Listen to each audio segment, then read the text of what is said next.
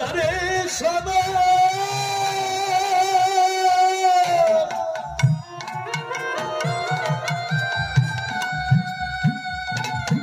ওরে আর কিছু আমার কিছু কাজ আছে বাকি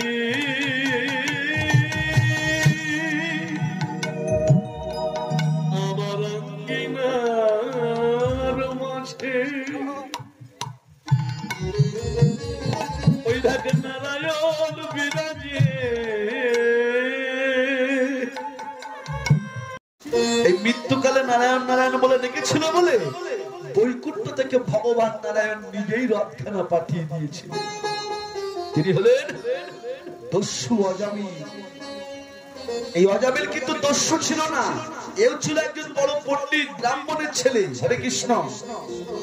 অজামিল পণ্ডিত ছিল একজন, কিন্তু অজামিলের সব গুণ ছিল, কিন্তু ওর চরিত্রের দোষ ছিল। ও পতিতার প্রেমে পড়েছিল, পতিতাকে ভালোবেসেছিল, ভালোবেসে বিয়ে করেছিল। হরে কৃষ্ণ বাবা। পতিতাকে ভালোবেসে যখন বিয়ে করলো, সমাজ তাড়িয়ে দিল। এই বনের মধ্যে গিয়ে সংসার পাতলো। বনের সংসার পেতে দিন যায়, স্ত্রীর চাহিদা বাড়ে। আজ এটা এনে দাও, কাল ওটা এনে দাও। অজামিল বলছে, তুমি যে এত চাহিদা এত বায়না করো, আমি তো কোনো কর্ম জানি না, তাহলে আমি তোমাকে কি করে খাওয়াবো? তখন অজামিলের স্ত্রী বললেন, যদি কিছু করতেই না পারো তাহলে চুরি করো। হরে কৃষ্ণ। চুরি করো। দেখেছেন শাস্ত্র বলছেন কি, যে সৎ সঙ্গে হয় স্বর্গবাস, আর অসতের সঙ্গ নিলে হয় সর্বনাশ। বলছে তুমি কিছু করতে না পারলে চুরি করে আনো। এবার আমি স্ত্রীর চাহিদা মেটাবার জন্য প্রথমে ছোটখাটো চুরি করতে লাগলেন, এরপর আস্তে আস্তে ডাকাতি করতে লাগলেন। এক সময় অজামিল ওই এলাকার ত্রাস হয়ে গেল। অজামিলের নাম শুনলে লোক ভয়ে পালিয়ে যায়। আর ঠিক তখনই অযোধ্যা থেকে রামেশ্বর বাবাজি তার কয়েকজন শিষ্যদেরকে নিয়ে ওই বনের মধ্য দিয়ে যাচ্ছেন বৃন্দাবন। অযোধ্যা থেকে রাহা বৃন্দাবন বেশি দূরের পথ নয়, যারা গেছেন দেখে আসবেন। হেঁটে যাচ্ছেন, যেতে যেতে সন্ধ্যা হয়ে গেছে। বনের মধ্যে গিয়ে এক ভক্তকে বলছে, বাবা এই বনে কোনো বাড়ি পাওয়া যাবে? একটু রাতটুকু থাকবো, সকালে আবার চলে যাবো। বলে হ্যাঁ যান। ওই বনের শেষ প্রান্তে একজনের ভক্ত বাড়ি আছে। এখন রামেশ্বর বাবাজি খুঁজতে খুঁজতে ওই অজামিলের বাড়ি এসে আসে। রাধে রাধে হরিবল। অজামিলের বাড়ি এসে বলছে, মা কেউ বাড়িতে আছো? অজামিলের স্ত্রী বাইরে এসে দেখে যে বাড়িতে সাধুর মেলা বসেছে। কারা আপনারা? বলে বাবা যাচ্ছিলাম বৃন্দাবন, সন্ধ্যা হয়ে গেল, যদি তুমি রাতটুকু তোমার বাড়িতে একটু থাকতে দিতে, খেতে দিতে হবে না? হরে কৃষ্ণ। সকালবেলা উঠে আবার চলে যাবো। বলে না না হবে না। আপনি কার বাড়ি এসছেন জানেন? হরে কৃষ্ণ। কার বাড়ি? বলে এটা দস্যু অজামিলের বাড়ি, আপনি চলে যান। মাথাটা নিচু করে যখন চলে যাচ্ছে, অজামিলের স্ত্রীর বিবেক ডেকে বলছে, ওরে আজকে এমন বৈষ্ণব সেবার সুযোগ পেয়েও তাকে তাড়িয়ে দিবি? কথায় আছে না বাবা, যে বৈষ্ণব দর্শনেও পূর্ণ হয় যদি বৈষ্ণব হয়। শাস্ত্র বলছেন, যাহাকে দেখিলে হয় ভাবের উদয়, পরম বৈষ্ণব বলে জানিবে নিশ্চয়। যদি বৈষ্ণব হয় তাহলে হরিবল প্রেম ভক্তি হৃদয় হয়।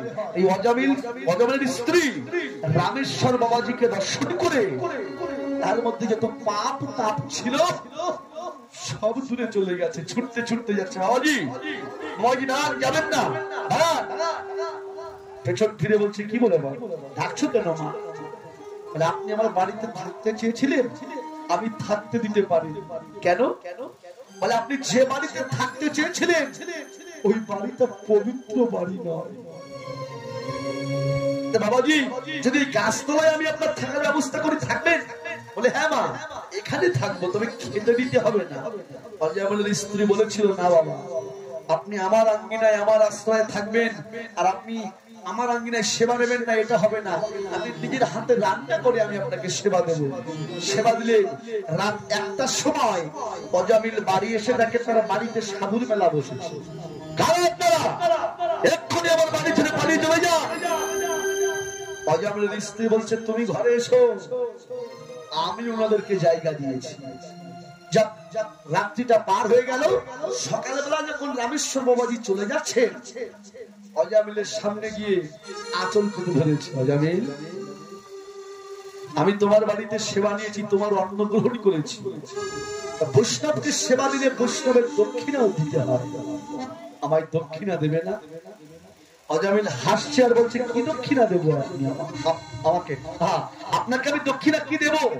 আমি লোকের বাড়ি চুরি করে ডাকাতি করে আনি, আমি লোকের তা ছিনিয়ে আনি, আর আমি আপনাকে কি দক্ষিণা দেব?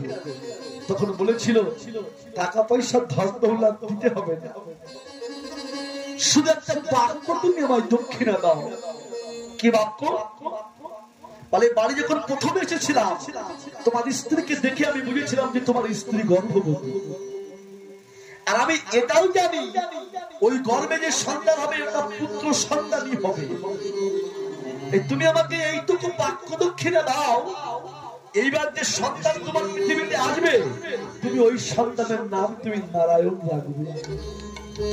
দেখেছেন বাবা, জগতে গোবিন্দের কৃপা জগৎময়, কিন্তু মহতের কৃপা কোন কোন ভাগ্যবানের হয়।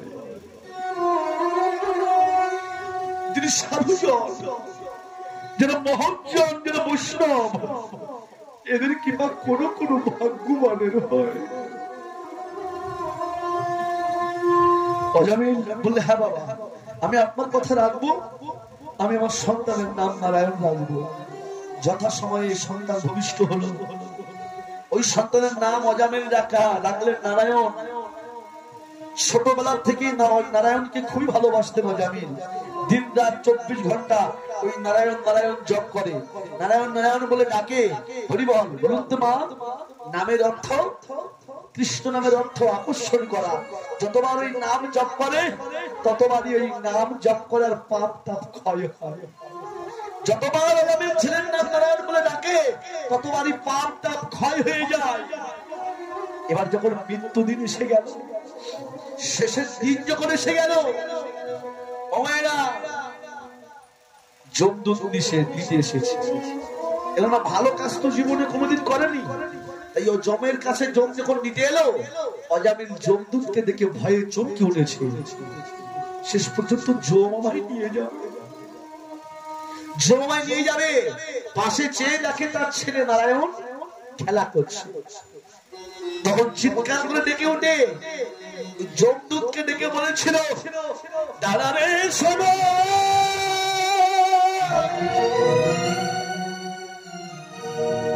আর কিছুক্ষণ আমার কিছু কাজ আছে বাকি,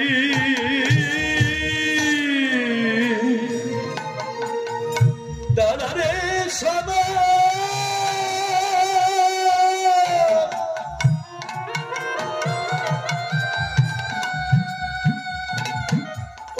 আর কিছু আমার কিছু কাজ আছে বাকি,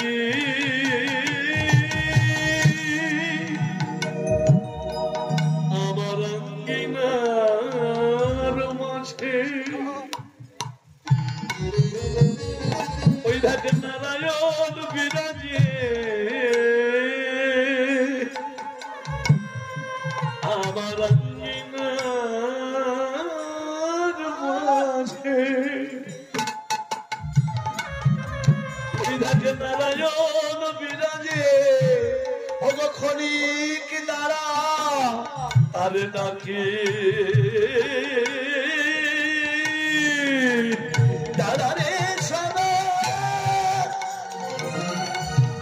আর কিছুক্ষণ আমার কিছু কাজ আছে বাকি, আমার কিছু কাজ আছে বাকি, নারায়ণ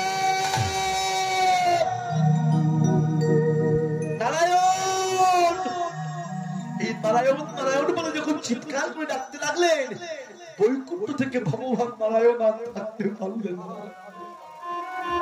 রথ খেলা নিয়ে এসে হাজির হয়েছে।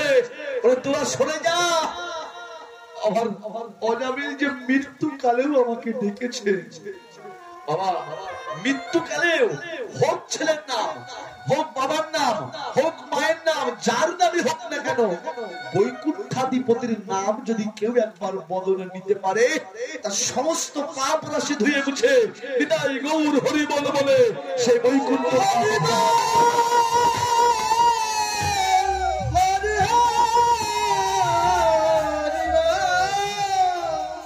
বৈকুণ্ঠ ধাম প্রাপ্ত হয়। হরে কৃষ্ণ মা হয়েছে না? আজকে কাঞ্চনাকে বলছে, কাঞ্চনা রে, আমি ওই যখন একটা হাত বাড়িয়েছি ধরতে পারিনি, এবার দুটো হাত বাড়িয়ে দিলাম, ওই কমল আস্তে আস্তে আমার হৃদয় মন্দিরে ধরা দিল। আর মনে মনে সিদ্ধান্ত নিয়েছি কি জানিস জয়নিদায়? তুই বলছি কার কথা বলছি? বলে এখনো বুঝতে পারলি না? সে হলো নবদ্বীপ নিবাসী পালচ্য পাহা আমার শচীনন্দন জগন্নাথ বিশ্বত নয়, আমার গৌর সুন্দর, তার রূপে আমি নয়ন দিয়ে এসেছি ও কাঞ্চনা রে। আর মনে মনে সিদ্ধান্ত নিয়েছি যে সজনী আমি গৌর বরণ আমি করব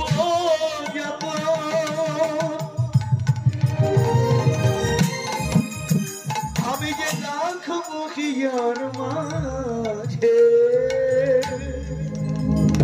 সজনী গৌর বরণ করব ভূষণ যেখানে যা সাজে গৌর বরণ করব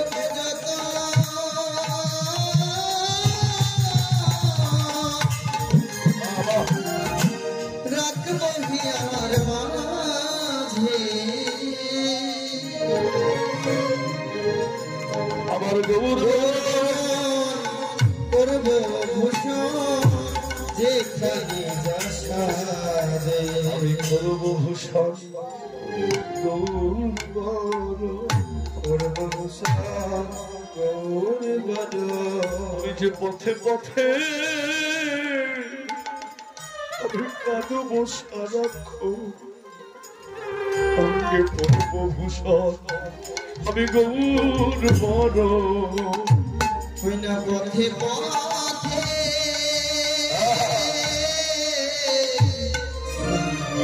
ওই না কাঁদব সারা করব ভূষণ ওই না গৌর বরণ কাঞ্চনা রে ওই গৌর বরণ ফুলের ছাপা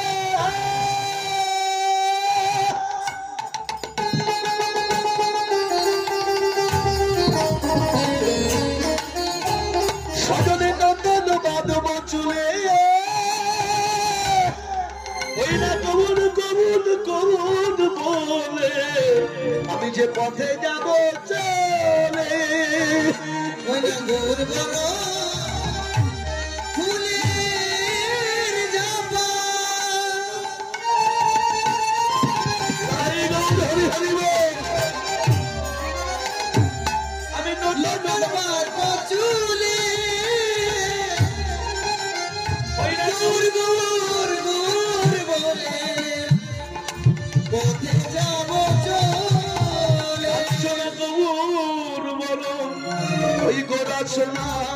আমি গৌর লিখিব গাই সজনী গৌর গৌর গৌর বলে নিবেদিত গৌর বরণ ওই গোড়া শোনা আমি গৌর লিখিব গাই আমার গৌর গৌর গৌর বলে নিবেদিত নাম লিখে রাখবো অঙ্গে নাম লিখে রাখবো গৌর বলে আমি কেঁদে বানাবো আমার সারা অঙ্গে নাম আমি লিখে রাখবো গৌর গৌর আমি গৌর বলবো আমার সারা অঙ্গে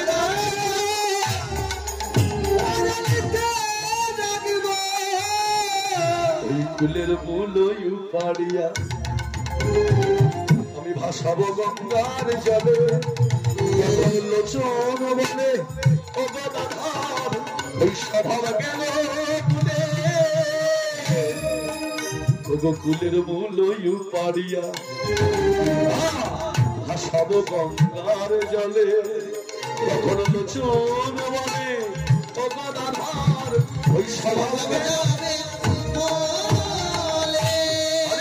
সেই রূপে আমি নয়ন দিয়ে এসেছি গৌরহরিবাল সেই রূপে আমি নয়ন দিয়েছি কোথায় লেগেছে মরমে লেগেছে মরমে লাগিলে গোড়া না যায় পাশ করা নয়নে অঞ্জন অঞ্জন মানে কি অঞ্জন মানে চোখ আপনারা নয়নে কি দেন